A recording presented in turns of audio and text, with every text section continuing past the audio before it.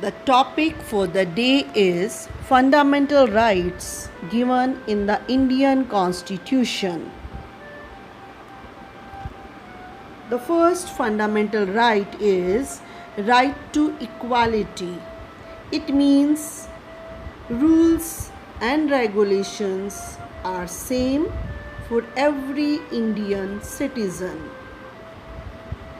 There is no discrimination on the basis of caste, race, religion, and place of birth. The right to equality has been given in the Constitution from Article 14 to 18.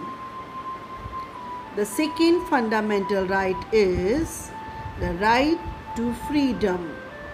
Every Indian citizen is free to speak and express views as a free citizen of the country. Today, media has become one of an important channel to express our freedom. This right also includes freedom to assemble or gather in groups peacefully,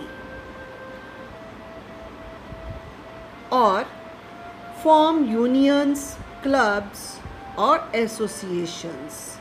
We are free to move from one state to another, like Rajasthan to Tamil Nadu or Bombay to Calcutta.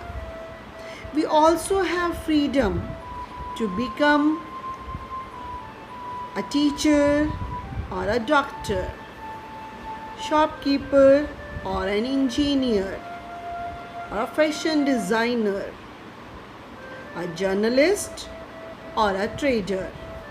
However, we need to remember that right to freedom becomes meaningful with the concept of reasonable restriction.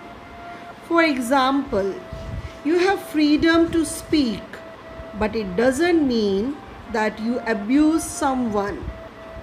Every responsible citizen of India should remember these reasonable restrictions while enjoying right to freedom. The third fundamental right is right to freedom of religion. India is a secular country, so we have freedom to profess, to practice, or propagate our religion.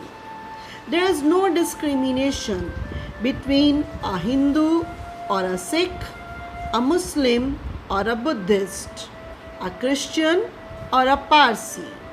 That's why in India we can see a church as mosque along with Hindu and Jaina temple. Religious diversity is possible in India because of right to freedom of religion.